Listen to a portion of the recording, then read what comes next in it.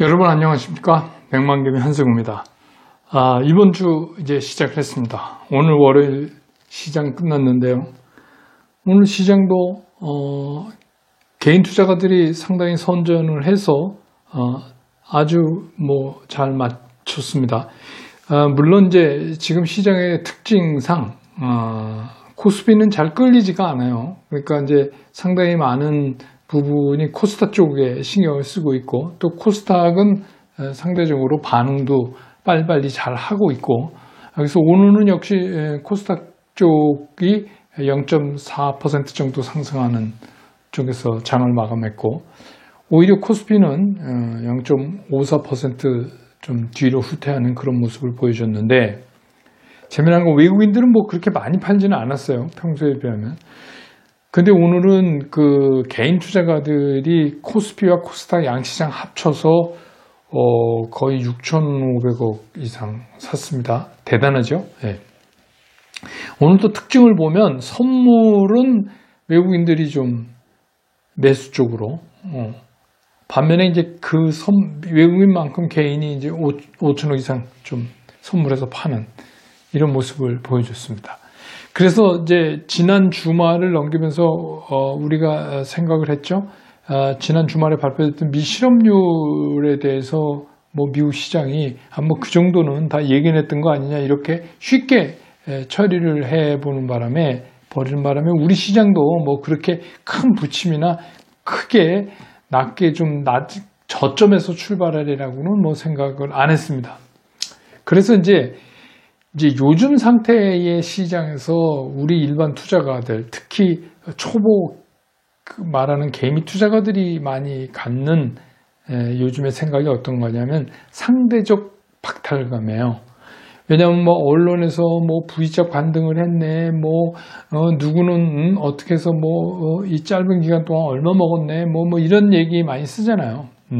그러니까 상대적으로 이게 나는 뭐 한 거지 지금까지, 이런 생각을 하는 분이 한 분 계실 거고, 두 번째 분은 그냥 보도나 이런 거 통해서 시장 증시 좋다, 요새 증시로 개미들이 동학개미 운동하고 막 이렇게 몰려드는데, 나는 그냥 이렇게 허송세월 보내다 이게 여기까지 왔는데, 이게 어느덧 1950 가까이 이렇게 지수가 됐으니 지금 사도 이거 괜찮은 건가? 이런 생각을 갖는 이제 두 가지 부류죠. 그래서 이제 여기 공통점인 생각은 뭐냐면, 이게 이제 종목의 문제로 이제 결정을 집니다. 그래서 이게 그냥 안 오르는 거 그냥 팔아버리고 확 좀 잘 가는 걸로 가볼까? 내가 너무 무거운 거를 가지고 있는 거 아닌가, 너무 그 산업을 대표하는 종목을 가지고 있는 거 아닌가, 누구는 잘 이름도 못 들어본 시가총액도 얼마 안 되고 그런 거 사서 그냥 확 올라서 얼마 먹었다는데 이런 이제 생각이 많이 들게 될 때입니다. 근데 지난 시간에도 제가 말씀드렸지만 주식 투자는 이 상대평가를 하면 큰일 나요. 주식 투자는 상대평가를 하는 게 아닌데, 누가 얼마 벌고 이건 나랑 관계가 없어요.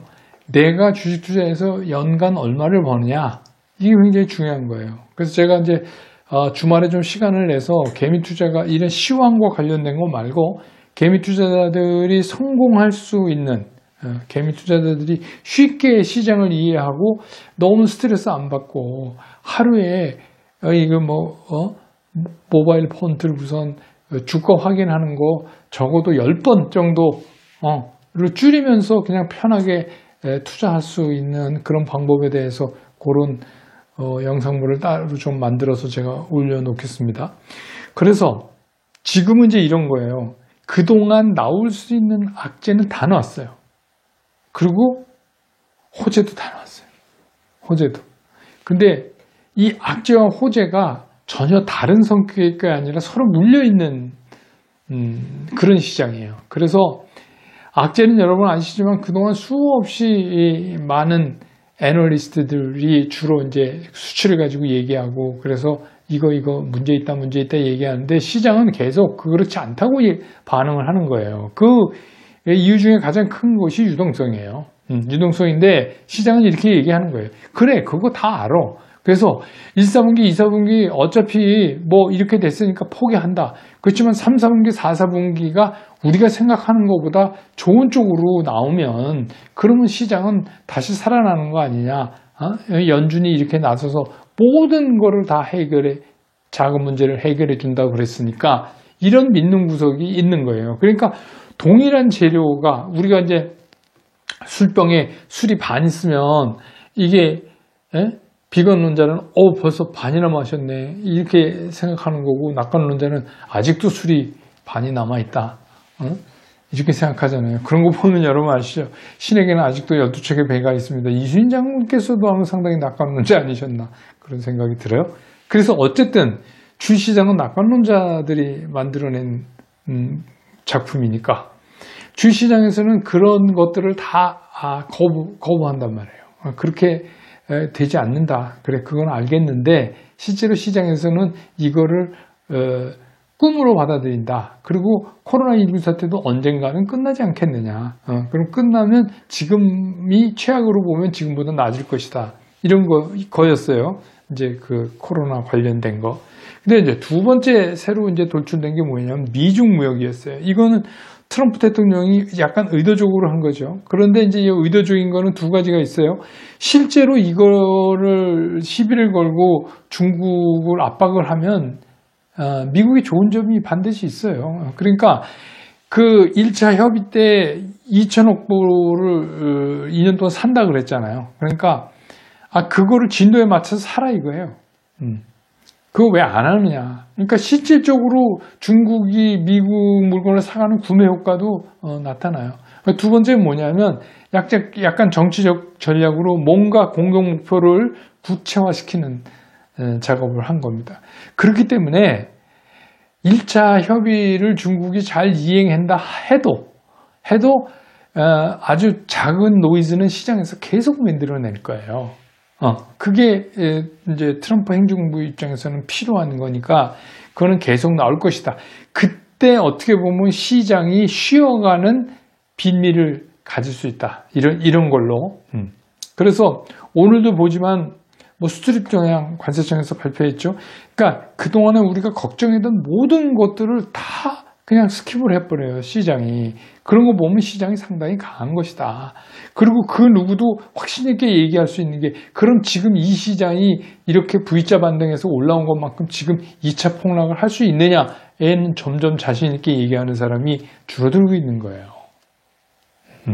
2차 폭락을 할 그런 결정적인 이유가 없다는 거예요. 이제 그래서 걱정하는 게 뭐냐면 지금 풀어놓은 이 돈을 언젠가는 회수해야 되고 또 항상 사이드 이펙트가 있는 거 아니에요? 이렇게 돈을 무지막지하게 풀었기 때문에 거기에 따른 부작용이 돌아오는 걸 어떻게 감당할 것이냐 라는 이제 그 비관론자들은 걱정을 하죠. 근데 그건 사실 2년, 3년 후가 될 수도 있어요. 근데 어떻게 보면 그건 주식시장에서 별로 중요하지 않아요. 주식시장은 지금이 제일 중요해요. 그리고 내일, 내주, 다음 달, 뭐 그 정도로. 주식시장은 그런 거죠. 왜 그러냐? 매일 현금화 할 수 있는 기회가 생기잖아요. 그러니까 주식시장의 입장에서 뭐 2년 후에 경제정책이 어떻고 이런 얘기하면 조금 설득력이 떨어지는 거예요. 주식시장의 참여자들은 상당히 낙천적이고 공격적인 성향을 가지고 있다고 우리가 이렇게 봐야 되거든요. 그래서 그럼 우리가 이제 그러면 이제 드는 게, 그러면 지금도 주식 사도 돼? 이 지수에? 이런 이제 질문에 봉착하잖아요. 결론부터 말씀드리면 전 된다고 봅니다. 전 된다고 봐요. 지난번에 폭락했다가 V자 반등은 없다 그럴 때 제가 V자 반등이 있다 그랬잖아요. 계속해서. 뭐 저는 유튜브 한 지 얼마 안 되니까 구독자 얼마 안 되지만 계속 보신 분들은 아실 거예요. 된다 그랬죠. 지금 사도 또 됩니다. 근데 이제 문제가 하나 있어요. 그때랑 좀 달라진 문제가 뭐냐? 이제는 뭘 사냐가 굉장히 더 중요해졌어요. 얼마 전에, 한 달 전에 뭐 산다 그러면 그냥 사면 됐어요. 그래서 여러분 기억하시겠지만 주요 포스팅되는 업종은 있었지만 결국은 모든 업종이 뭐 이런저런 대북 관련 얘기, 방산 뭐 해서 결국 한 바퀴 돌면서 키 맞추기 현상을 일어났기 때문에 이제부터는 시장이 진짜하고 아닌 거를 가려내는 그런 작업에 이제 들어가고 있다. 이렇게 저는 본다는 거죠. 그런 예는 많아요. 시장은 항상 그렇습니다. 시장이 진행되면 진행될수록 그 대상이 압축돼요. 그래서 어떤 개그맨이 얘기한 것처럼 뭐 1등만이 뭐 편한 세상, 1등만 알아주는 세상 뭐 이런 얘기 있었죠. 그것처럼 주시장에서는 가는 놈만 갑니다. 결국은 그런 쪽으로 자꾸 압축돼 가고 있기 때문에 지금 주식을 사느냐 하는 질문에 대해서 사셔도 된다. 답은. 하지만 이제 뭘 사느냐가 중요하다. 그럼 오늘 이 시점에 그럼 내일 시장에서 뭘 살 거냐? 그게 중요하잖아요. 저는 뭐 시장을 분석 평가하고 뭐 이런 사람이 아니라 시장에 대한 제 의견을 말씀드리는 사람이니까 뭐 간혹 틀릴 때도 있습니다. 그런데 제 생각은 이런 거예요. 지금 아무리 눈 씻고 봐도 이제 우리나라 경우는 이태원 클럽 사건으로 해서 이게 재확산되는 우려가 조금 대두되면서 다시 바이오 쪽이 이제 되돌기 시작했어요. 근데 잘 보세요. 대통령이 3년 차에 한국판 뉴딜 정책을 발표했는데 거기에도 바이오가 들어가 있어요. 그죠? 거기에도 언택 산업 관련된 게 돼 있어요. 그러면 핵심이 뭐예요? 핵심이 지금은 바이오 언택이다. 오늘 시장도 그랬어요. 그러니까 이제는 그 바이오나 언택 관련된 데서 사야 되고 늘 말씀드리지만 변두리 주식을 자꾸 건드리지 마시라. 이런 얘기예요. 이게 되게 이런 생각을 하시는 분들 많아요. 주가가 10만 원짜리보다 2만 원짜리가 더 빨리 갈 것 같다는 생각. 아니 무슨 동일한 회사라면 액면불안해서 그럴 수도 있겠지만 그냥 서로 다른 회사인데 느낌에 싸니까 그거 아닙니다. 주식 똑같은 율로 오르는 거예요. 그러니까 어떤 경우에 압축되는 경우에는 비싼 놈이 더 잘 갈 수도 있어요. 그러니까 무조건 비싼 몇십만 원짜리 주식을 사시라 이런 얘기를 드리는 게 아니라 그 업종의 대표주 그걸 사라. 그래서 이제 뭐 비메모리 쪽에 삼성전자나 SK하이닉스는 뭐 코스피에서 뻘짓하고 있죠. 근데 이것도 조만간 움직일 거라고 저는 생각이 들어요. 그거 또 2차 전지 관련 이런 것들은 이제 약간 후순위로 되는 거죠. 그리고 바이오나 언택 관련이 앞장을 서면서 이게 슬림화될 수 있으니까 지난번에 말씀드린 것처럼 주식을 한 50% 그런 쪽에 갖고 계신 분들은 그냥 가지고 계시면서 이런 것들이 떨어질 때마다 분할 매수. 제가 그런 말씀 드렸잖아요. 암만 돈이 조금이어도 하루에 한 주를 사는 한이 있어도 10번 나눠서 사십시오. 이런 말씀 제가 드렸던 기억이 있어요. 그러니까 지금도 그거 유효합니다. 나눠 사셔야 돼요. 그것도 약한 날. 떨어지면 이게 웬 찬스냐. 그래서 사시는 거예요. 세일할 때마다 사시는 거예요. 그러니까 막 불붙은 날 쫓아가면서 사실 또 그래야 되는 그런 종목은 여러분 생각해서 아예 빼시는 게 좋을 것 같아요. 그렇게 되면 제가 보니까 한 20종목도 안 돼요. 대상 종목이. 예. 그냥 그것만 보고 계세요. 그것만 보고 계시다. 그게 떨어진 날 그냥 사시면 편안한 슬기로운 주식 투자 생활을 할 수 있는 거 아닌가. 개미로서는 좀 그런 생각이 들어요. 그래서 오늘 시장을 정리해 보면 시장은 상당히 강하다. 웬만한 재료가 나오지 않는 한 시장의 흐름을 되돌려 떨어뜨리기는 상당히 어렵다. 그렇지만 시장이 위아래로 흔들리면서 그렇게 갈 개연성은 있기 때문에 이제 추가적으로 주식을 더 산다면 지금 가장 뜨고 있는 언택, 바이오, 클라우드 요렇게 집중되는 그런 종목들로 압축해서 그것도 분할 매수에 들어가는 방법이 가장 모범적인 결과를 가져오지 않겠느냐 이런 생각이 듭니다. 오늘 방송은 여기까지 하고요. 여러분 내일 또 다시 뵙겠습니다. 여러분 고맙습니다.